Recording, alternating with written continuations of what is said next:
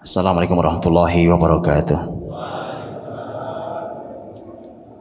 Alhamdulillahi hamdan katsiran tayyiban mubarakan fihi kama yuhibbu rabbuna wa yarda. Asyhadu an la ilaha illallah wahdahu la syarikalah wa asyhadu anna Muhammadan abduhu wa rasuluh. Allahumma salli wa sallim wa barik wa an'im ala rasulina wa syafi'ina wa nabiyyina sayyidina Muhammadin wa ala alihi wa sahbihi ajma'in. Ya ayyuhalladzina amanu taqullaha haqqa tuqatih wa la tamutunna illa wa antum muslimun. Amma ba'd. Saudaraku yang dimuliakan Allah SWT, jamaah Masjid Nurul Huda dan juga para pendengar di Samara FM yang juga disiarkan langsung sekarang oleh Samara FM, Radio Keluarga Muslim. Bersyukur pada Allah Subhanahu wa taala di kesempatan istimewa ini kita dipertemukan Allah dalam keadaan baik di rumahnya di Masjid Allah Subhanahu wa taala. Semoga dengan ini kita bisa membawa pulang keberkahan sehingga mencahayai keluarga kita semua.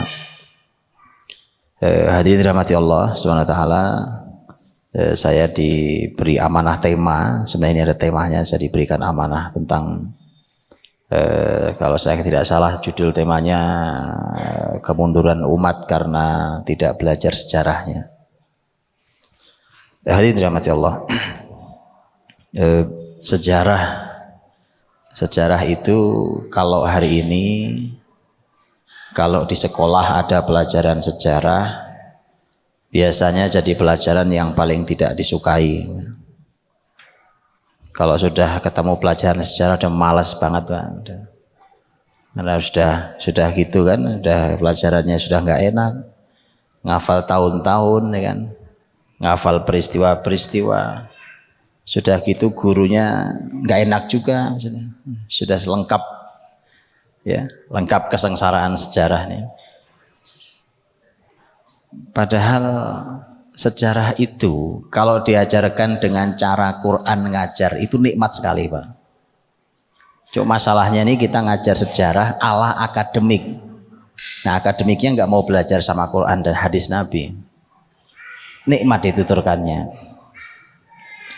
Dan sejarah ini berhubungan sangat erat dengan kebesaran dan kemunduran sebuah zaman. Karena sejarah ini cermin masa lalu, Pak. Ya, cermin masa lalu. Para ahli sejarah mengatakan bahwa at-tarikhu yu'idu nafsahu. Sejarah itu mengulangi dirinya sendiri. Ya, sejarah ini peristiwa berulang. Jadi nanti akan saya jelaskan. Keadaan kita hari ini itu apa yang terjadi, apa yang sedang terjadi, apa yang akan terjadi, kalau ada masalah ini masalah sebenarnya seperti apa, mengurainya bagaimana, solusinya apa, itu kalau orang belajar sejarah tahu Pak solusinya. Orang sejarah sampai mereka akan tahu apa yang akan terjadi, itu orang sejarah Pak. Karena dia cuma berulang, peristiwa begini pernah ada zaman apa. Karena zaman itu begini, masalahnya begini, sebabnya ini, maka solusinya ini. Persis. Dan nanti kita akan lihat bagaimana para ulama dalam Islam itu menempatkan posisi sejarah di posisi yang luar biasa. Nah, disinilah kesalahan kita. Sejarah menjadi pelajaran yang nyaris tidak dipelajari, sekalinya dipelajari di kelas tidak menarik. Di masjid-masjid nyaris tidak ada pelajaran sejarah Islam. Begitu? Saya tidak tahu di Masjid Nurul Huda sini atau di masjid-masjid para pendengar Samara FM apakah ada kajian sejarah Islam namanya. Alhamdulillah kalau ada ya. Di Nurul Huda sini ada kajiannya. Enggak ada Pak. Sekarang kita belajar kalau gitu Pak. Hadirin dirahmati Allah. Yang membuat umat ini bangkit Quran. Yang membuat umat ini jatuh juga Quran. Itu sabda Nabi. Nabi bersabda, "Innallaha yarfa'u bihadzal kitabi aqwaman wa yadh'u bihi akharin." Allah angkat masyarakat dengan Alkitab, dengan Al-Quran, dan Allah jatuhkan juga dengan Al-Quran. Artinya bahwa Quran ini yang bisa mengangkat. Jadi kalau hari ini kita bicara kebangkitan Islam, kebesaran muslimin dan seterusnya, itu semua mustahil dicapai kalau tidak pakai Quran. Nah, mari kita lihat, memangnya Quran sehebat apa sih? Wong Quran itu kita juga punya masing-masing, ya kan? Kan mushaf kita punya masing-masing. Memang sehebat apa dia sampai bisa membangkitkan umat? Dan benar, Pak. Benar bahwa masyarakat Arab dulu, karena Quran turun pertama kali ke mereka, dan Nabi kita Nabi Arab juga, Muhammad orang Arab, Quraisy, walaupun Islam bukan agama orang Arab, bukan agama orang Arab, banyak hal yang disampaikan oleh Quran yang lebih paham orang Kediri daripada orang Arab, Pak. Kebetulan Pak. Anda kalau buka Quran tentang masalah pohon-pohonan dengan sungai yang mengalir di bawahnya, itu orang Arab nggak ngerti, Pak. Mana ada di Arab sungai gemericik ngalir, ada pohon-pohon yang indah, yang ada di Kediri. Betul kan? Jadi yang lebih, Pak, makanya bukan agama orang Arab, Pak. Orang Arab nggak ngerti. Makanya begitu mereka, para tokoh, para masyayikh datang ke Indonesia, salah satunya adalah seorang ulama besar yang sudah meninggal, Syekh Ali Tontowi, seorang ulama besar Suriah, meninggal di Jeddah tahun 99. Itu pernah ke Indonesia tahun 70-an, Pak, sekitar tahun 70-an, pernah ke Indonesia tahun 70-an, kemudian melakukan perjalanan, diantaranya naik kereta dari Jakarta sampai Surabaya. Dalam kunjungan penting itu, dan beliau waktu itu kunjungan penting dalam urusan Palestina. Terus begitu pulang beliau nulis buku, judulnya Indonesia Suwarun Minas Syarq, Indonesia Potret dari Timur. Lihat, Pak, beliau yang tinggal di padang pasir. Suriah sebenarnya masih lebih hijau, Pak, daripada Saudi. Tapi sehijau-hijaunya begitu melihat Indonesia juga, sampai beliau buat di salah satu judul di dalam bukunya, beliau tulis judulnya Jawa Jannatullah fi ardi. Itu judulnya, Pak. Jawa, surga Allah di muka bumi ini. Itu yang, karena beliau ahli ilmu Quran. Begitu dia baca di Quran, ini adanya di Jawa, Pak. Tentang gambaran tentang surga, walaupun tentu surga bukan di Jawa, ya kan? Tidak bisa. Artinya adalah bukti bahwa walau turun Nabi kita orang Arab, bahasanya bahasa Arab, Quran berbahasa Arab, tapi ini bukan agama orang Arab. Ini agama seluruh alam. Dan hadirin, bagaimana Quran, mushaf Quran yang ada sama kita itu bisa membangkitkan peradaban. Dulu masyarakat Arab bukan masyarakat, mereka bukan siapa-siapa, Pak. Mereka sama sekali tidak dianggap di percaturan dunia saat itu. Tapi begitu mereka ambil Quran, mereka jalankan Quran, mereka pahami betul, mereka jadikan panduan Quran dalam bimbingan Rasul Shallallahu Alaihi Wasallam, maka kemudian mereka memimpin bumi. Mereka tutup semua kebesaran peradaban yang ada saat itu. Tidak ada jawaban lain kecuali karena Quran, Pak. Itulah kenapa Nabi mengatakan Allah angkat masyarakat dengan Quran dan Allah jatuhkan dengan Quran. Makanya begini, Pak, gampang. Anda mau bicara kebangkitan Islam setiap hari sekalipun, tanya saja sampai sejauh mana dekatnya dengan Quran. Kalau belum, ya belum, itu baru ngomong berarti. Itu hanya baru bicara. Wah, bangkit, takbir, Allahu Akbar, bangkit. Tanya Qurannya sampai mana, Pak? Ya bacanya, ya ngafalnya, ya belajar tafsirnya, ya mengamalkannya, ya mengajarkannya sampai mana? Kalau belum, maka itu baru bicara kosong, Pak. Tidak ada, kebangkitan tanpa Quran tidak mungkin ada, Pak. Nah, ini yang menarik.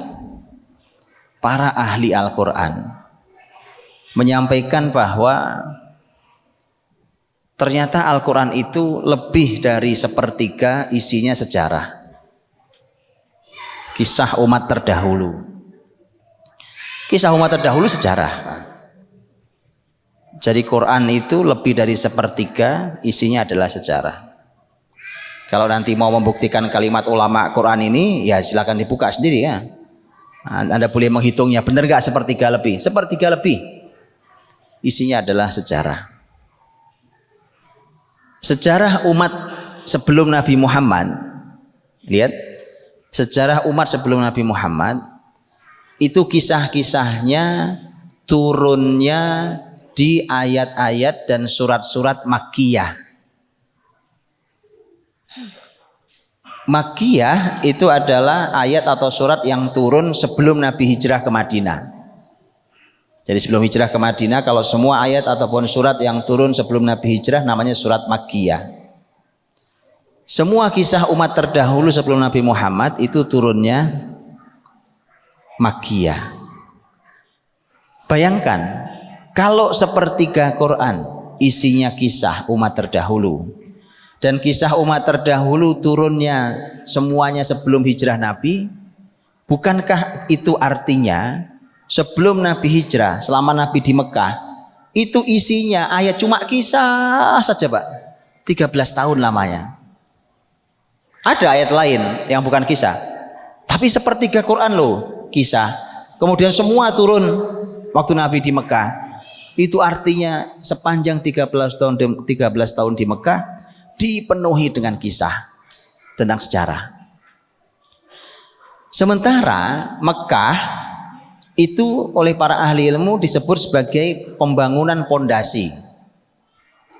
Jadi membangun pondasi generasi.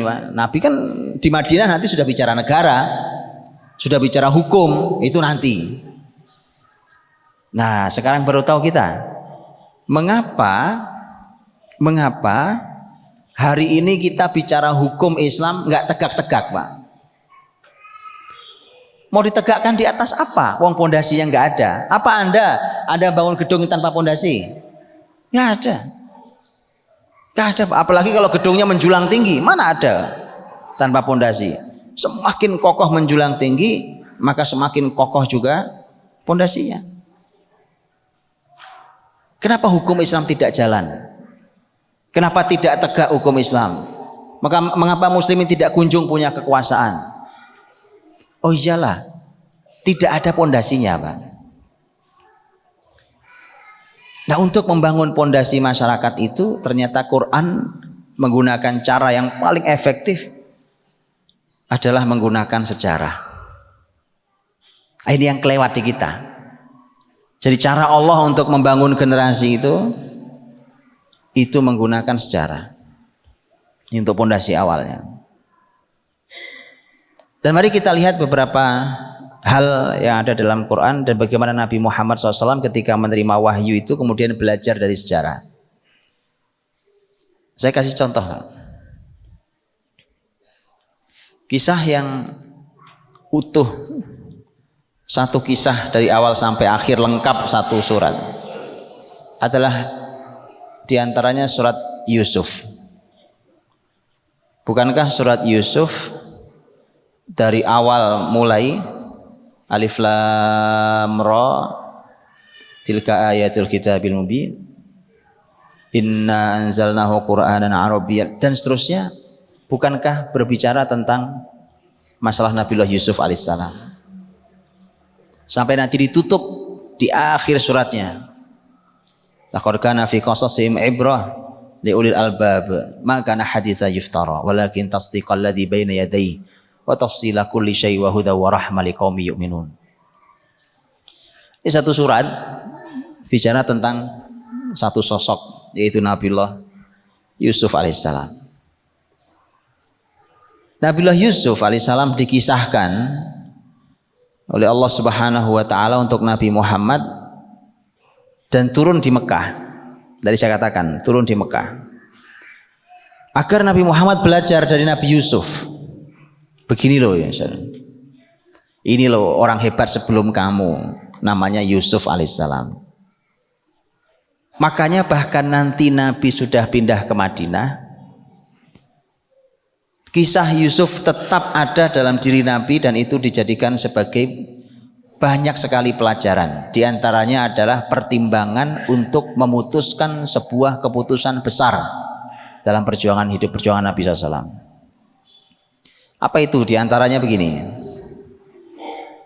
tahun 8 Hijriah Nabi Shallallahu Alaihi Wasallam dan para sahabat berhasil masuk ke Mekah, kemudian membersihkan Mekah dari kemusyrikan, membersihkan patung-patung di sekeliling Ka'bah yang jumlahnya 360 patung, membersihkan kemusyrikan yang ada di sekitar kota Mekah, dan kemudian membuat setidaknya ada 2000 masyarakat Mekah masuk Islam di tahun 8 Hijriah, Pak. Yang di peristiwanya dikenal dengan peristiwa Fathu Makkah.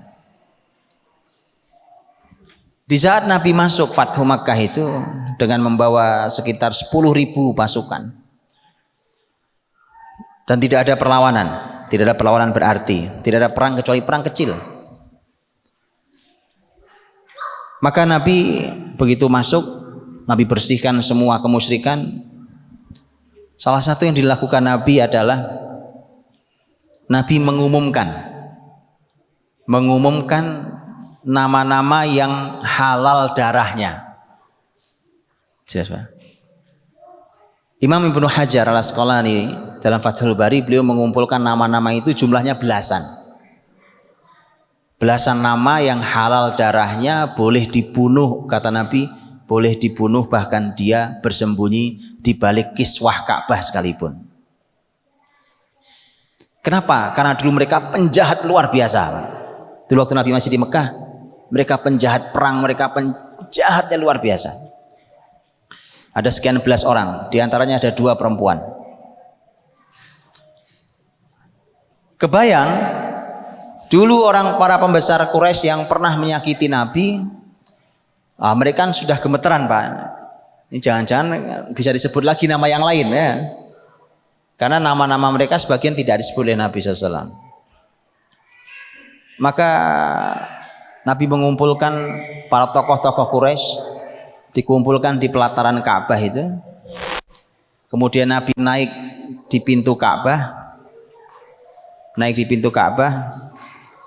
Ini para pembesar Nabi ini sudah masyarakat kalah. Mereka sudah kebayang bahwa kayaknya kita dihukum mati nih kayaknya. Mungkin karena mereka dulu jahatnya luar biasa, Pak. Dan mereka dulu pernah berencana membunuh Nabi Muhammad SAW. Nabi naik ke pintu Ka'bah, kemudian Nabi berkata kepada para pembesar, kata Nabi, "Mata dhunnuna anni fa'ilun bikum?" Menurut kalian mau saya apakan kalian ini? Bayangkan, Pak, orang sudah gemeteran ya kan, masih ditanya begitu, kira-kira mau saya apakan kalian ini? Dulu mereka pembesar sombong-sombong, Pak, tapi jahat luar biasa. Kata Nabi, kira-kira mau saya apakan kalian? Akhirnya mereka jawab juga, mau ditanya. Mereka jawab, apa jawabannya? Akhun karim, ibnu akhin karim. Anda ini kan saudara kami yang baik. Nah, itu orang kalah tuh begitu bahasanya, Pak. Anda juga anaknya saudara kami yang baik. Artinya kamu kan anaknya bapakmu Abdullah itu saudara kami yang baik. Ini orang mengemis belas kasihan. Lihat jawaban Nabi Muhammad SAW. Lihat, Pak. Ini luar biasa. Nabi Muhammad kan harus memutuskan. Keputusannya apa nih kepada para penjahat ini? Orang jahat-jahat semua nih, Pak. Sekarang mau diapapun mereka nggak ada perlawanan. Nggak akan kuat lawan muslimin, Pak. Nabi harus memutuskan sesuatu yang besar. Bagaimana cara Nabi memutuskan? Nah ini, Pak. Nabi Muhammad cara memutuskannya, Nabi ingat kisah Nabi Yusuf. Tuh, Pak. Jadi kisah itu bayangkan, kisah itu bisa sampai menjadi landasan keputusan. Ayo sekarang apa ada? Anda baca surat keputusan kan? Suka ada ya? Entah surat keputusan apa saja. Menimbang. Betul kan? Apalagi bunyinya? Apa lagi? Mengingat. Sampai ujungnya memutuskan. Begitu? Ayo. Apa pernah ada menimbang terus isinya kisah, Pak? Hebat Islam itu, Pak. bahwa Nabi Muhammad SAW mengajari sejarah itu salah satu fungsinya adalah untuk menimbang keputusan. Oh iya, karena sejarah berulang. Dan kisah Nabi Muhammad sekarang ada di hadapan orang-orang yang jahat dulu yang di masa lalunya. Kemudian sekarang apa yang harus dilakukan Nabi Muhammad? Kisah itu kan juga pernah dialami oleh Nabi Yusuf. Maka Nabi Muhammad berkata, "Aqulu kama qala akhi Yusuf." Saya hari ini mau berkata seperti saudara saya Yusuf pernah berkata. Lihat, jadi keputusan diambil dari sejarah dalam Quran. Nanti Anda bisa buka surat Yusuf dan Nabi Yusuf berkata, ini waktu saudara-saudaranya Nabi Yusuf minta maaf ke Yusuf. Kan dulu saudara-saudaranya ini digoda setan, Pak. Digoda setan sampai mereka membuang Yusuf saudaranya sendiri. Ya kan, gara-gara mereka iri dengan perlakuan ayah mereka terhadap Yusuf yang mereka pikir kok ayah tidak adil, perlakuannya lebih perhatian ke Yusuf daripada kami. Dibuang tuh Yusuf. Dibuang Yusuf oleh 10 saudaranya. Begitu dibuang ke sumur segala macam, ternyata Yusuf jadi pembesar Mesir. Bukannya mati, tak jadi pembesar Mesir. Begitu seterusnya sampai saudaranya Yusuf datang ke Mesir. Karena paceklik panjang yang terjadi, maka kemudian minta bantuan pangan di Mesir. Mereka tidak tahu kalau menteri ekonominya itu Yusuf yang dulu saudaranya dia buang. Begitu mereka tahu itu Yusuf, kemudian Yusuf bilang, semua ayah ibu tolong diboyong ke Mesir. Akhirnya mereka datang semua ke Mesir, kumpul satu keluarga besar Yusuf, berikut semua saudara-saudaranya yang dulu pernah berbuat jahat pada Yusuf. Saudara-saudaranya minta maaf kepada orang tuanya, minta maaf ke Yusuf. Apa kata Yusuf? Nah, ini yang ditiru oleh Nabi Muhammad. Sama bukan? Ini saudara Yusuf dulu pernah jahat pada Yusuf. Orang Quraisy itu saudaranya Nabi Muhammad semua. Oh, ini ada pamannya, ada saudaranya, suku Quraisy. Sama-sama suku Quraisy, saudara Nabi Muhammad. Dulu mereka pernah jahat. Sama, persis sama. Lihat. Maka Nabi Muhammad mengatakan, saya hari ini ingin berkata seperti Yusuf berkata pada saudara-saudaranya. Allah mengabadikan kalimat Nabi Yusuf, la tathriba alaikumul yaum yaghfirullahu lakum wa huwa arhamur rahimin. Sudah tidak ada salahnya kalian. Sudah enggak ada masalah. Lihatlah. Saya sudah maafkan. Semoga Allah ampuni kalian. Dialah Allah yang paling kasih dari semua yang punya kasih. Kalimatnya Nabi Yusuf. Karenanya Nabi Muhammad mengatakan itu di hadapan orang-orang pembesar Quraisy yang sudah gemeteran itu, Bang. Sudah saya maafkan kalian. Semoga Allah ampuni kalian. Dia Allah yang maha kasih. Jadi hadirin dirahmati Allah, Nabi Muhammad SAW ternyata belajar sejarah. Bahkan sejarah bukan cuma dipelajari. Oh, sejarah dipelajari, diujikan, dapat nilai 100, selesai. Enggak. Sejarah itu karena dia berulang, maka dia panduan dalam kehidupan. Makanya ketika bahkan Nabi harus membuat keputusan, Nabi SAW bercermin juga pada sejarah masa lalu. Ketika Nabi Shallallahu Alaihi Wasallam di perang Badar tahun 2 Hijriah, bulan Ramadan, 17 Ramadan tahun 2 Hijriah, terjadi perang Badar antara muslimin dan orang-orang musyrik Quraisy. Terbunuh di tempat itu pemimpin besar Quraisy yaitu Abu Jahal. Abu Jahal mati di situ. Ini orang jahatnya luar biasa. Begitu Abu Jahal kepalanya dibawa di hadapan Nabi SAW. Kemudian Nabi berkata, lihat kata Nabi. Kata Nabi, Allahu Akbar. Hadza Fir'aun hadhil ummah. Kata Nabi, Allahu Akbar.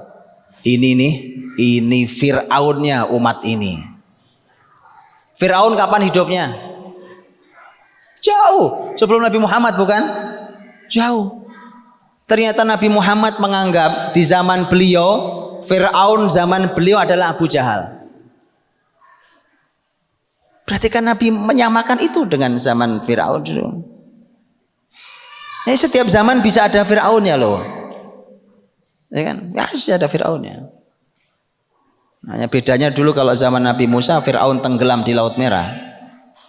Kalau zaman Nabi Muhammad, Fir'aunnya dikepenggal kepalanya. Bisa ada Fir'aun setiap zaman. Jadi Nabi Muhammad SAW begitu. Ketika Nabi SAW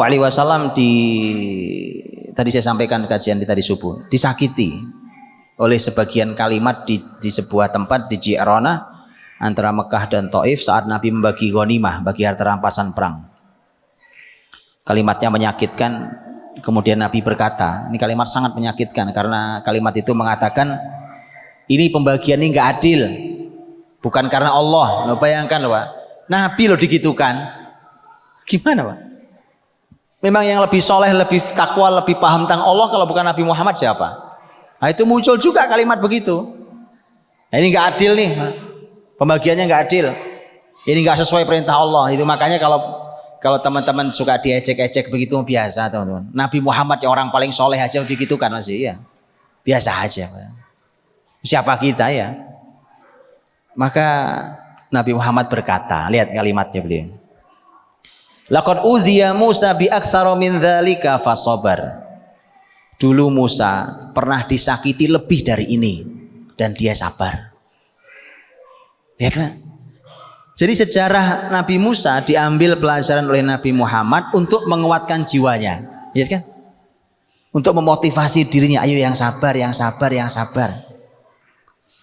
Makanya orang tuh kalau belajar sejarah, hadirin, itu nggak perlu motivator. Jadi kalau antum masih suka hadir di acara motivator, antum belum belajar sejarah. Masih suka dengerin motivator?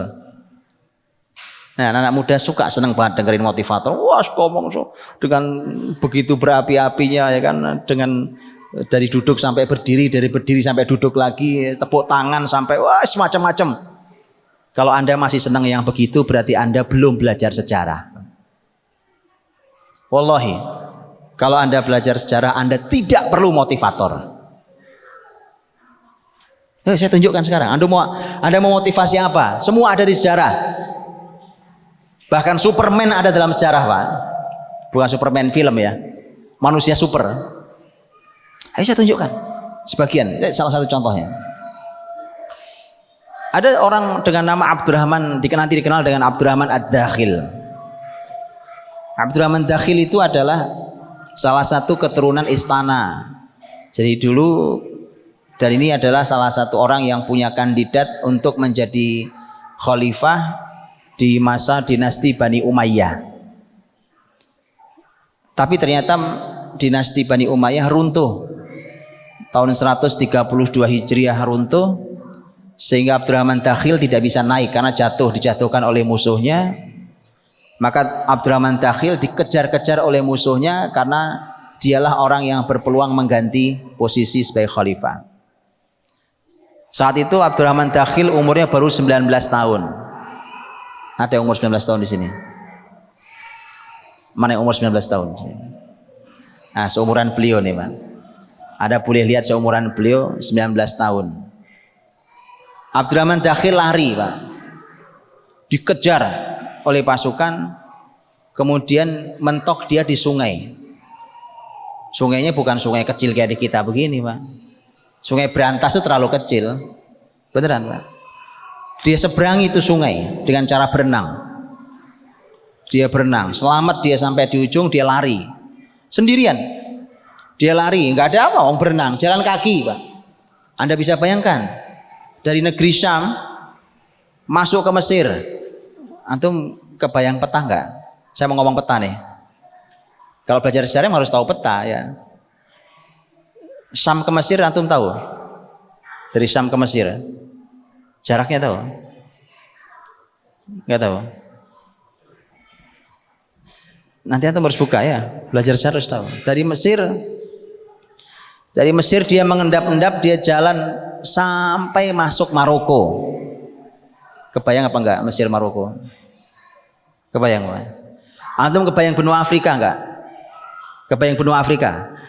Mesir itu di ujung timur benua Afrika, Maroko di ujung paling barat benua Afrika. Kebayang? Kebayang benua Afrika kan? Jalan kaki Pak. Dia masuk ke Maroko, umur 19 tahun ini, umur 19 tahun. Dia masuk ke Maroko. Di Maroko dia aman karena dia bersembunyi di masyarakat di mana dia punya nasab barbar. Barbar itu salah satu suku di Maroko. Ini suku luar biasa nanti ya. Dari Maroko dia nyebrangi selat Gibraltar namanya sekarang. Karena dari Maroko itu kalau berdiri akan kelihatan daratan Spanyol. Nyebrang dia selat sampai di daratan Spanyol. Anda tahu? Tadi berangkat umur berapa? 19. Umur 25 tahun. Umur 25 tahun dia menjadi pemimpin terbesar di negeri Andalus Spanyol itu. Gimana caranya itu, ceritanya gimana? Antum belajar. Makanya kalau Anda yang masih perlu motivator belum belajar sejarah berarti. Ada yang mau memotivasi apa? Semua ada dalam sejarah. Coba pernah antum dengar sejarah seperti ini? Perjalanan anak muda dari umur 19 sampai 25 lari dikejar dari kematian, dikejar sendirian. Begitu sampai umur 25 tahun dia jadi pemimpin tertinggi. Bagaimana ceritanya bisa sampai? Nah itu perlu antum pelajari. Motivasi luar biasa. Itu sejarah tuh. Itu memotivasi kita, motivasi apapun. Sekarang tuh saya heran Pak. Untuk belajar aja ngundang motivator. Belajar. Namanya anak sekolah belajar tuh kan normal Pak. Iya kan? Namanya anak kuliah belajar tuh normal, nggak usah pakai motivator. Maka bacalah dulu bagaimana sejarah orang-orang besar dalam Islam. Mereka belajar, mereka beribadah, mereka berkarya, mereka memimpin dan seterusnya. Nah ini dahsyatnya sejarah. Karenanya Allah Subhanahu wa taala berfirman tentang kisah-kisah sejarah itu. Allah berfirman tadi di akhir surat Yusuf, laqad kana fi qasasihim ibrah liulil albab ma kana haditsan yuftara walakin tasdiqal ladzi baina yadayhi wa tafsila kulli syai' wa hudaw wa rahmah liqaumi yu'minun. Sungguh pada kisah-kisah mereka terdapat ibrah. Apa ibrah?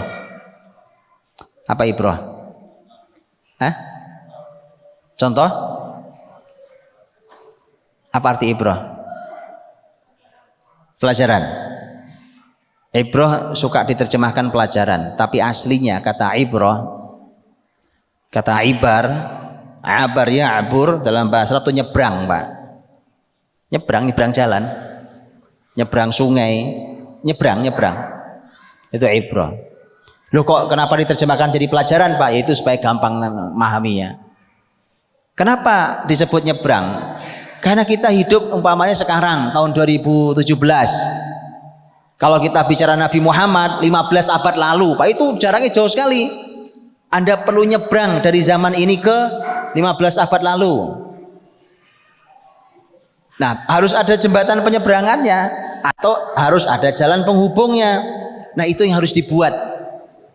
Itu namanya ibrah. Paham? Itu namanya ibrah. Jadi kisah-kisah itu harus menjadi ibrah buat kita. Kisah kebaikannya harus sampai ke kita, kisah keburukannya harus jadi peringatan buat kita. Tapi sejarah itu menjadi ibrah itu hanya untuk ulil albab.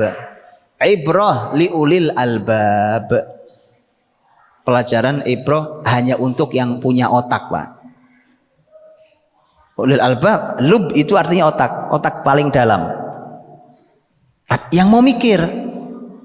Tapi kalau tidak difikirkan ya dongeng-dongeng aja, kayak dongeng jadinya. Oh gitu ya Pak, oh Nabi Muhammad gitu ya Pak, oh sahabat Nabi gitu ya, oh orang-orang kayak dongeng masa lalu.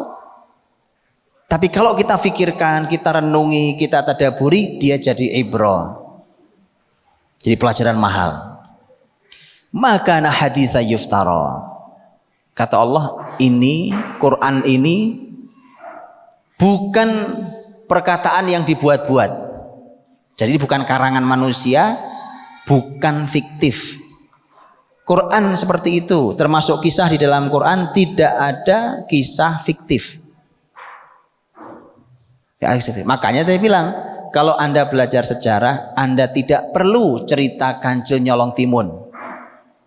Pasti nggak perlu Pak. Fiktif Pak. Kisah fiktif. Kisah harimau ngobrol sama kijang, nggak perlu. Kalau Anda tahu sejarah.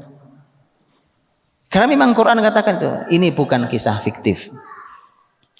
Walakin tasdiqal ladzi baina yadayhi, tapi ini untuk mengimani yang sudah lalu. Jadi fungsi iman. Kan kalau kita bicara tentang Nabi Musa, kita beriman Nabi Musa memang pernah ada dengan kisahnya. Kalau kita bicara Nabi Muhammad, kita yakin Nabi Muhammad pernah ada dengan kisahnya. Kita bicara Nabi Nuh, begitu seterusnya. Itu bicara iman masa lalu. Wa tafsila kulli syai', dan untuk mendetilkan segala sesuatu. Mendetilkan segala sesuatu, menjelaskan dengan detail segala sesuatu. Jadi dengan Quran, termasuk diantaranya dengan kisah ini, dengan sejarah itu Anda bisa jelaskan detail apa saja pakai sejarah. Gimana ceritanya? Contoh. Anda mau jelaskan apa nih ceritanya? Mau menjelaskan dunia pertanian, umpamanya, ya, Masya Allah tanah pertanian subur di sini. Itu kalau orang sejarah dia bisa jelaskan dengan sejarah Pak, dunia pertanian. Sampai nanti dia bisa mengubah cara bertani dengan sejarah pertanian. Belum kebayang ya? Belum kebayang ya. Ibnu Awam, ini ilmuwan besar di negeri Andalus abad 6 Hijriah. Itu membuat kurikulum pertanian terbaik sepanjang zaman. Dia punya buku namanya Al-Filaha. Hari ini disebut dengan kitab Al-Filaha Al-Andalusiyah. Itu buku ajaib Pak. Ditulis abad 6 Hijriah, sekarang abad 15 Hijriah. Itu kalau dicoba zaman ini ajaib, itu hebat Pak. Karena buku itu yang pernah merevolusi pertanian Andalus. Dulu pertanian Andalus itu jarang-jarang panen Pak. Direvolusi oleh beliau, pertanian menjadi sangat luar biasa, Andalus sangat kaya. Sampai hari ini. Spanyol itu Pak, Spanyol itu ekonominya payah. Yang membuat dia bertahan, tidak jatuh sekali, Anda tahu apa? Pohon zaitun. Zaitun itu yang nanam muslimin dulu waktu masih di Spanyol, yang dibawa dari negeri Syam. Pusatnya zaitun kan di negeri Syam, di timur, jauh di timur. Syam itu ya Palestina, Suria, Lebanon, Jordania, itu Syam. Dimasukkan ke Spanyol, jadi perkebunan. Sampai sekarang kalau ke Spanyol itu bisa sejauh mata memandang pohon zaitun, dan itu yang menahan supaya Spanyol tidak jatuh secara perekonomian semakin parah. Itu baru pohon zaitun. Ibnu Awam dalam buku tentang pertanian Al-Filaha menuliskan tentang konsep bertani. Cuma satu buku Pak. Teman saya yang salah satu lulusan terbaik Institut Pertanian Bogor, sekolahnya pertanian Pak. Begitu buku itu beliau pelajari, beliau bilang, buku ini Pak, satu buku ini lebih baik daripada Anda kuliah di IPB. Yang ngomong lulusan terbaik IPB. Anda lihat Pak. Cuma nyampe sini bukunya apa enggak nyampe? Enggak tahu. Begitu Pak. Ayo makanya yuk belajar yuk. Subhanallah. Islam kaya dengan semua itu. Ya, isyarah. Ini sudah isya belum? Oh sudah. Mohon maaf saya tidak 3 hari. Baik, tadi katanya sholat isya, adzan isya dulu. Saya persilahkan. Isya. Bismillahirrahmanirrahim. Alhamdulillah wassalatu wassalamu ala Rasulillah wa ala alihi wa sahbihi wa mawalah wa ba'd. Saya dirahmati Allah, saya lanjutkan sedikit saja. Hadirin, karenanya belajar sejarah itu adalah sebuah konsep Qur'ani yang dari sejak awal sekali mendapat porsi sangat besar. Makanya harusnya kalau ini kita mau menghadirkan kebesaran generasi kita, kebangkitan Islam, maka itu harus dikembalikan. Dan lihatlah apa yang disampaikan oleh cucu-cucu sahabat, supaya kita tahu bagaimana anak-anak sahabat, bagaimana kurikulum di generasi sahabat Nabi. Ali Zainal Abidin, ini Ali anaknya Husain anaknya Ali. Jadi Husain itu punya anak dikasih nama sama dengan nama bapaknya. Ya, bapaknya Husain kan Ali bin Abi Thalib. Husain punya anak, salah satu anaknya diberi nama Ali juga, yang dikenal dengan Ali Zainal Abidin. Dan Ali Zainal Abidin adalah seorang ilmuwan besar, ulama besar, orang yang luar biasa. Dari cucunya Ali bin Abi Thalib dari jalur Husain. Ali Zainal Abidin mengatakan, kunna nu'allam maghaziyan Nabi sallallahu alaihi wasallam kama nu'allamu suratan minal Quran. Kami diajari tentang perang-perang Nabi Muhammad, tentang sejarah Nabi Muhammad maksudnya. Itu kami diajari sejarah Nabi Muhammad seperti kami diajari surat dalam Quran. Anda bisa bayangkan sampai kurikulumnya tadi nyaris setara dengan Quran atau sama dengan Quran. Jadi kalau Quran termasuk kurikulum awal di generasi, maka sejarah juga kurikulum awal generasi. Jadi kami diajari sejarah Nabi Muhammad itu seperti kami diajari Quran. Begitu pentingnya, begitu seriusnya, dan seterusnya. Cucunya Sa'ad bin Abi Waqqas juga sama.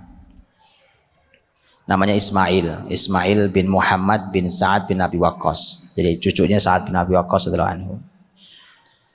Dia juga berkata begitu, kana abi yu'allimuni maghaziyan Nabi SAW wa ya'udduha alaina. Ayah saya berarti anaknya Sa'ad bin Abi Waqqas. Ayah saya mengajari kami tentang perang-perang Nabi SAW. Itu bahasanya memang dulu perang, walaupun maknanya bisa seluruh sejarah hidup Nabi yang tidak hanya perang. Gitu ya? Dan itu bukti juga bahwa hari ini kita suka ketakutan ngajari begituan di anak-anak kita, Pak. Itu generasi sahabat jadi orang besar mimpin bumi, Pak. Ini kurikulumnya. Kami diajari ayah kami tentang sejarah Nabi Muhammad SAW ini, dan kemudian ayah kami berkata, ayah kami berkata, hadhihi ma'athiru abaikum fala tudayyi'uha. Ini adalah peninggalan, sejarah ini adalah peninggalan ayah-ayah kalian. Ini kebesaran mereka, jangan kamu sia-siakan. Pelajari maksudnya, pelajari yang serius. Seorang ulama sangat besar di kalangan tabi'in, Az-Zuhri, Imam Az-Zuhri rahimahullah ta'ala, beliau berkata, ilmul maghazi ilmu dunia wal akhirah. Ilmu tentang sejarah itu ilmu dunia dan akhirat. Jadi sangat banyak hadirin kesaksian para ahli ilmu dalam Islam bahwa itu menjadi kurikulum penting yang harus diajarkan. Harus diajarkannya dengan cara yang benar. Sampai akhirnya nanti tadi sejarah bisa bekerja dalam kehidupan seseorang, tidak sebatas mengenang masa lalu. Ya, dan banyak hal yang menarik yang bahkan menjadi inspirasi besar bagi kebangkitan umat ini. Saya kira itu tambahannya. Kesimpulannya adalah bahwa begitu luar biasanya kurikulum sejarah ini, begitu besar porsinya dalam Quran, bahkan dia adalah kurikulum awal dan dasar kalau umat ini mau bangkit. Wallahu a'lam bishawab. Saya kembalikan kepada Fadhil Ustaz Ali.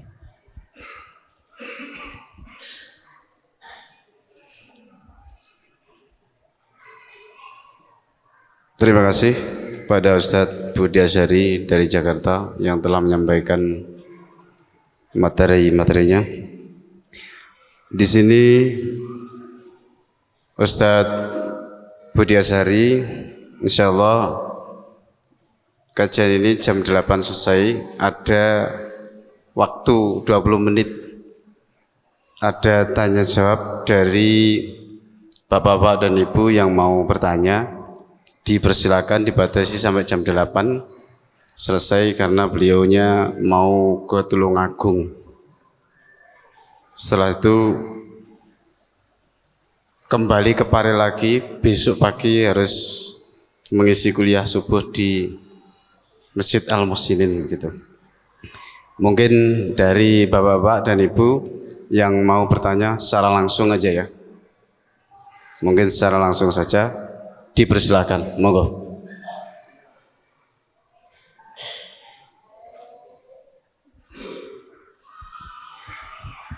Assalamualaikum warahmatullahi wabarakatuh.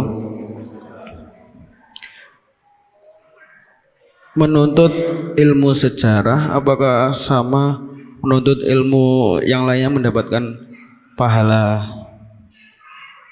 Maksudnya mendapat ilmu sejarah itu apa juga mendapatkan pahala seperti menuntut ilmu yang lainnya, seperti ilmu dalam madrasah atau yang lain gitu?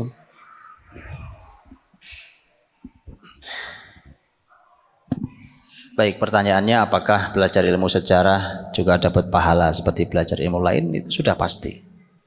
Satu, karena dia ilmu. Ilmu itu teman-teman, antum belajar ilmu pertanian ada pahalanya. Oh iya, karena pertanian umpamanya atau ilmu mesin atau ilmu bahasa atau ilmu, itu semua ilmu penting manfaat yang itu masuk babnya namanya bab fardu kifayah. Fardu kifayah di mana tidak boleh ilmu ini sampai tidak ada satupun muslim yang tidak menguasai.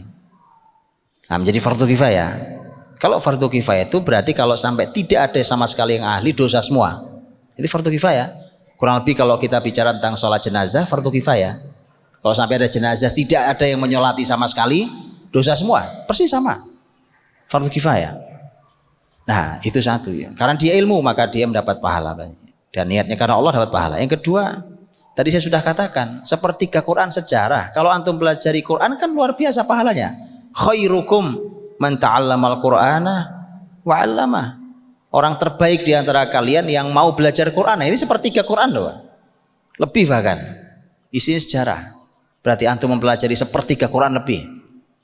Jadi antum orang terbaik kata Nabi SAW yang mau belajar Quran dan mau mengajarkannya. Dan berikutnya nanti adalah sejarah itu sumber nomor 2-nya adalah hadis Nabi. Riwayat dalam hadis-hadis Nabi SAW. Karena kalau antum buka kitab hadis apapun itu, mau Sahih Bukhari, Sahih Muslim, Sunan Abi Daud, Sunan Tirmidzi, Sunan Ibnu Majah, semua kitab hadis pasti ada bab sejarah. Pasti ada bab sejarah. Ada Sahih Bukhari, Sahih Muslim dan seterusnya, umpamanya ada bab tentang Al-Maghazi, As-Siyar wal Maghazi, tentang sejarah. Atau kitab Manaqib As-Sahabah, itu tentang biografi sahabat. Itu dalam hadis-hadis itu. Itu artinya berarti kita belajar sejarah akan belajar hadis Nabi SAW. Nah, ini sejarah. Kita belajar sejarah artinya kita akan membuka kitab-kitab para ulama sejarah. Ya, buka kitab-kitab ulama sejarah. Dan kita tahu bagaimana kita duduk bersama kitab-kitab barokah para ulama, begitu besar pahalanya. Gitu ya? Jadi sudah pasti asal kita ikhlas karena Allah, maka melimpah ruah pahalanya. Bahkan salah satu orang terbaik karena belajar Al-Quran, yang salah sebagian isi Quran adalah sejarah. Wallahu a'lam bishawab. Monggo.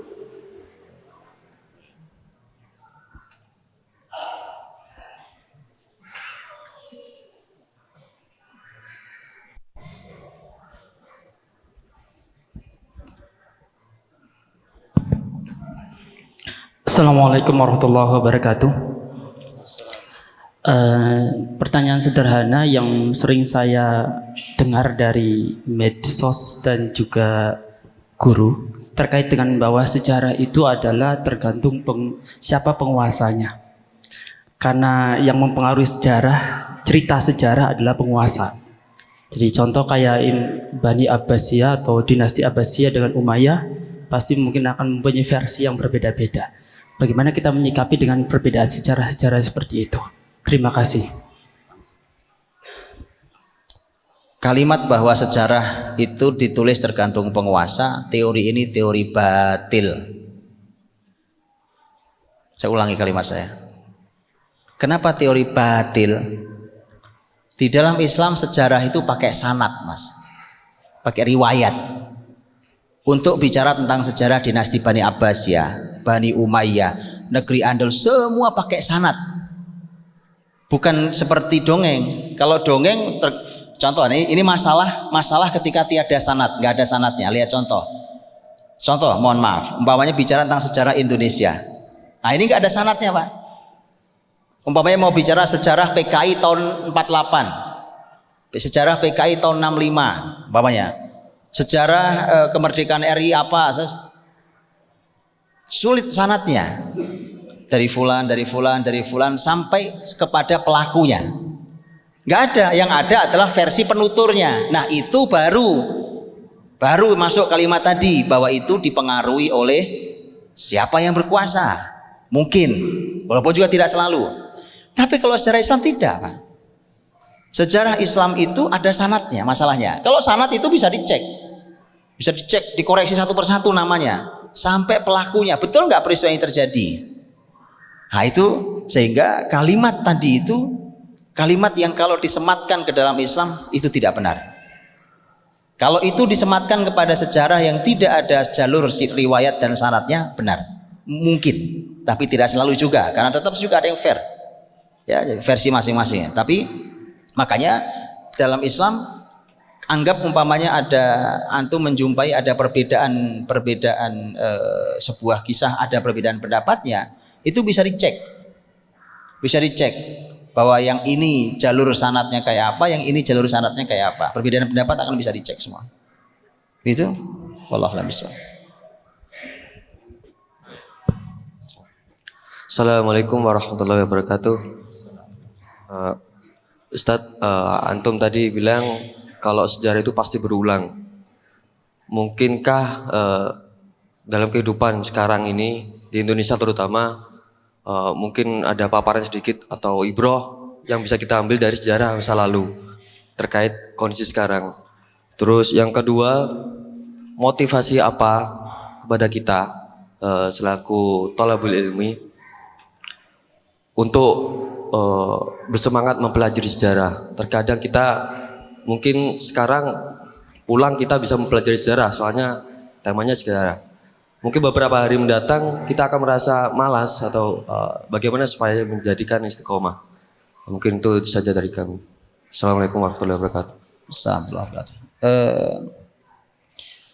Keadaan negeri ini hari ini keadaannya banyak. Mana yang mau dibicarakan? Mana yang mau dibicarakan? Keadaannya banyak negeri ini. Dan setiap keadaan kita bisa mengambil contoh di sejarah masa lalu dari mulai masalahnya, analisa masalahnya sampai solusinya. Lengkap seperti itu, lengkap sis. Makanya umpamanya antum mau ambil contoh, ini contoh karena antum tidak sebutkan mana yang antum tanyakan. Karena masalahnya banyak.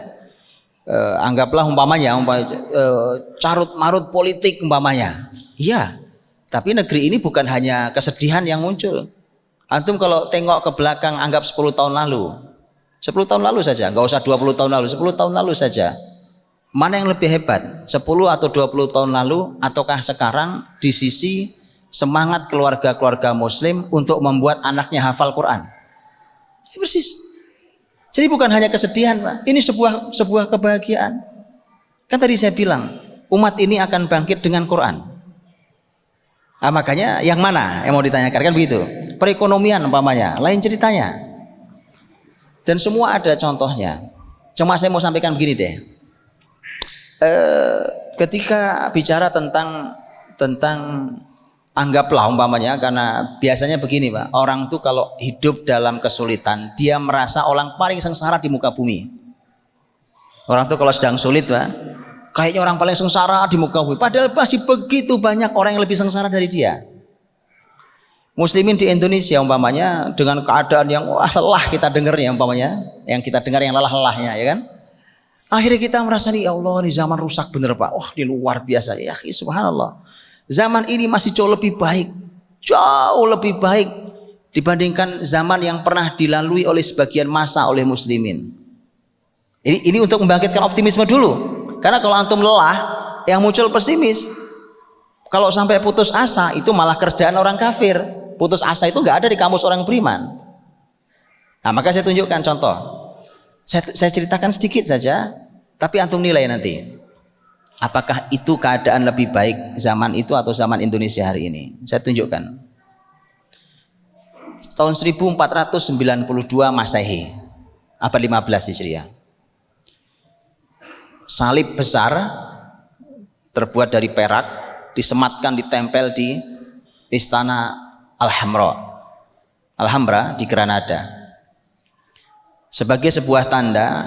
Ini Ratu Isabella dengan suaminya, sebagai sebuah tanda bahwa negeri muslim terakhir yang dimiliki muslimin di Andalus, yaitu Granada, sudah jatuh di tangan negara Kristen. Terakhir tutup muslimin 1492 Masehi, tutup, selesai. Dari tahun ke tahun kebijakan kerajaan Kristen terhadap muslimin yang masih hidup di Andalus. Negara sudah nggak ada, muslimin sudah nggak punya sama sekali, tapi muslimin masih banyak yang hidup di situ. Luas wilayah Andalus, Spanyol, Portugal, Perancis bagian selatan, kepulauan Sisilia yang punya Italia sekarang. Nah, itu wilayah Andalus dulu. Masih banyak muslim. Makin hari makin payah, makin parah sekali, makin menekan muslimin kebijakannya. 1492 tutup. 1497 resmi seluruh masjid ditutup. Subhanallah, saya sholat di tempat yang nyaman sekali hari ini Pak. Jazakallahu khair, Masjid Nurul Huda Ustaz Ali. Nyaman bukan kita sholat di masjid? Apa Masjid Kediri ditutup? Jangan. Resmi ditutup, tak boleh ada sama sekali masjid dibuka. Bahkan nanti antum bayangkan, ada kebijakan muslimin tidak boleh mandi. Kebijakan aneh kan? Pernah antum dengar kebijakan aneh itu? Kenapa mereka lakukan kebijakan itu? Mereka tahu persis muslimin kalau sholat harus wudu. Mereka tahu persis. Kalau mereka harus mandi, mereka wajib mandi mereka. Kalau sholat tidak sah tanpa toharoh. Lihat mereka itu, betapa jahatnya. Sampai ketahuan, kalau sampai ada ketahuan satu muslim nyimpan mushaf Quran, diseret ke lapangan, digantung, dibakar hidup-hidup. Nyimpan mushaf Quran Pak. Mau dilanjutkan apa enggak nih? Oke, simpulkan sekarang, mana yang lebih baik? Itu. Belajarlah sejarah. Dan seterusnya. Jadi muslimin pernah mengalami masa yang sangat buruk. Tapi subhanallah, muslimin hadir dan selalu datang pertolongan Allah Subhanahu wa taala untuk menyelamatkan muslimin dan seterusnya. Ya. Bahkan ketika muslimin sempat jatuh di 400 tahun pertama di Andalus, muslimin sempat jatuh. Itu bisa bangkit kembali dan masih berumur 400 tahun berikutnya. Dari jatuh sampai bangkit lagi, dan bagaimana cara bangkit itu harus dipelajari. Nah, begitu contohnya. Paham ya? Tapi kalau mau introspeksi begini, ini mau supaya kita selain bersyukur kita berintrospeksi diri ya. Ini kemarin waktu saya di Malang, di seminar Malang ditanyakan juga. Di Malang kemarin ada salah satu seminar saya, judulnya Sumbangsih Islam untuk Peradaban Dunia. Materinya cukup panjang. Ada yang bertanya juga tentang kurang lebih seperti ini. Kemudian tentang bagaimana muslimin di Indonesia dengan keadaan negeri seperti ini, kepemimpinan yang seperti ini, saya bilang dengan semua cinta saya kepada para ahli ilmu hari ini, dengan semua penghormatan saya, pengakuan saya pada para ahli ilmu hari ini. Tapi kalau kita mau bersyukur, kita bersyukur. Tapi kalau kita mau introspeksi, yuk kita introspeksi diri, kita ngoreksi diri sendiri. Gimana caranya? Saya ceritakan sebuah kisah zaman. Lihat bagaimana sejarah menjawab. Di salah satu masa kepemimpinan di dinasti Bani Umayyah, itu pernah ada gubernur kejam sekali, namanya Hajjaj bin Yusuf. Hajjaj bin Yusuf itu orang salah dikit kepala lepas dari badannya. Itu dia bisa menumpahkan darah dengan sangat mudah. Tapi jangan salah, orang sekejam itu banyak ulama yang ketika ditanya bagaimana menurut anda tentang Hajjaj bin Yusuf, bahkan sampai Imam Ahmad bin Hambal sekalipun ditanya tentang Hajjaj bin Yusuf, kata beliau, saya tidak mau bicara. Loh, kenapa? Orang jelas dolim kok nggak mau ngomong. Kenapa? Karena Hajjaj bin Yusuf itu masih ada baiknya, Pak. Hajjaj bin Yusuf itu hafal Quran 30 juz. Guru Quran di Taif. Luar biasa. Anak-anak Taif itu hafal Quran di tangan dia. Subhanallah. Dia meninggal dalam keadaan tidak punya harta, tidak korupsi dia, Pak, sama sekali tahu. Orang amanah, sangat memuliakan ahli Quran. Siapapun yang ahli Quran sangat dimuliakan oleh dia. Ya, artinya ini orang cukup kontroversi hidupnya. Ada tahu waktu beliau mau meninggal, waktu Hajjaj bin Yusuf mau mati itu, Hajjaj bin Yusuf waktu mau meninggal, dia berkata, lihat kalimat Hajjaj bin Yusuf, Pak. Sampai meninggal tuh PD-nya luar biasa. Dia bilang, ya Allah, semua orang menduga engkau tidak akan mengampuni aku, ampuni aku. Subhanallah. Tapi singkat kita begini, Hajjaj bin Yusuf itu pernah menjadi gubernur di Kufah, di Irak. Ibu kota kepemimpinan saat itu di Damaskus. Menjadi gubernur di Kufah. Menjadi gubernur di Kufah, semua orang sudah dengar tentang track record kejamnya Hajjaj bin Yusuf. Dia datang ke Kufah itu, manusia semua kumpul di masjid seperti ini. Kemudian dia ceramah. Dia datang sebagai gubernur baru. Dia bilang, salah satu ceramahnya, tadi saya berangkat ke Kufah sini membawa 2 pedang. Yang satu pedang kasih sayang, yang satu pedang hukuman. Pedang kasih sayang saya sudah jatuh di tengah jalan, saya tidak tahu kemana. Yang tersisa hanya pedang hukuman untuk kalian. Wallahi Pak, ada gubernur kalimat sambutannya begitu. Bahkan dia bilang, lihat dia bilang, inni ra'aitu ru'usan qad aina'at laqad hana qitafuha. Saya melihat kepala-kepala sudah masak, sudah ranum seperti buah dan siap untuk dipetik. Antum pernah jumpai orang kayak gitu? Baik. Tapi teman-teman lihat kalimat para ahli sejarah. Apa kalimat ahli sejarah? Ahli sejarah bukan hanya komentari Hajjaj bin Yusuf, tapi dia berkata tentang masyarakat Kufah. Lihat. Adapun kenapa Hajjaj memimpin masyarakat Kufah? Karena memang masyarakat Kufah tidak bisa dipimpin kecuali oleh orang seperti Hajjaj. Mengerti? Ngerti atau nggak ngerti, Pak? Apa maksudnya? Memang nggak bisa diatur tuh masyarakat, nggak bisa diatur, Pak. Ngeyel minta ampun. Ya Allah, susah banget. Sampai Kufah itu terkenal ilmu hadis itu kalau masuk ke Kufah, hadis, makanya para ahli ilmu hadis itu hati-hati kalau hadis keluar dari Kufah. Hadis masuk ke Kufah nih, perawinya orang Kufah. Masuk sejengkal, ini istilah di ilmu hadis. Masuk sejengkal, keluar dari Kufah bisa sehasta, Pak. Ngerti maksudnya? Apa maksudnya? Ditambah-tambahin, Pak, jadi hadis palsu. Jadi memang masyarakatnya begitu. Sampai Umar bin Khattab, orang hebat itu sampai ngadu ke Allah tentang Kufah. Ya Allah, Kufah ini bagaimana ya Allah? Kufah. Di Suriah itu ada sebuah kota, orang sekarang nyebutnya Homs, tahu ya, dengarnya Hims, aslinya Hims. Hims itu masyarakatnya juga sama Pak ngeyelnya. Itu sampai disebut kota itu menjadi Kuwaifah. Tahu Kuwaifah artinya? Kufah kecil. Sampai terkenal tuh Kufah itu. Begitu Pak. Ngerti nggak cerita saya tentang ini dan hubungannya dengan Indonesia?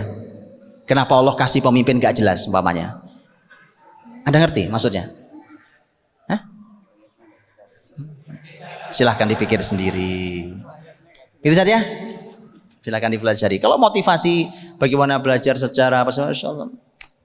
Orang beriman, Masya Allah, Pak. Ya, orang beriman tuh nggak perlu banyak motivator. Saya bilang orang punya iman di dalam dirinya. Dia sadar bahwa belajar ilmu itu perintah. Bahkan kata pertama yang diperdengarkan Allah di telinga nabinya adalah Iqra, maka dia nggak berhenti baca. Simple, sederhana. Kan perintah Iqra bismi rabbikal ladzi khalaq. Kan begitu kan? Baca, maka orang beriman pasti nggak pernah berhenti baca. Sebagaimana kita diperintah sholat, kita nggak akan berhenti sholat sampai kita mati. Kan begitu sama. Nah, ini anehnya perintah Iqra, ternyata itu perintah dari Allah, tapi kita jarang baca. Ya kan? Nah, jadi kalau orang beriman cukup dengan kata Iqra, oh ini cukup, sudah cukup. Itu motivasi terkuat orang beriman kok. Nah, nanti kalau antum sudah belajar sejarah, seperti tadi ini antum dengarkan saya bertutur umpamanya, antum akan mulai menikmati sejarah itu nikmat sekali ternyata. Antum punya banyak hal yang orang lain nggak punya. Masa nggak pengen antum begituan? Orang lain bingung, antum tahu solusinya, Masya Allah. Orang lain nggak ngerti cara nganalisa, antum tahu cara nganalisa sampai ngasih solusinya. Masya Allah. Masa nggak pengen begitu ya kan? Itu alangkah luar biasanya. Wallahu a'lam bishawab.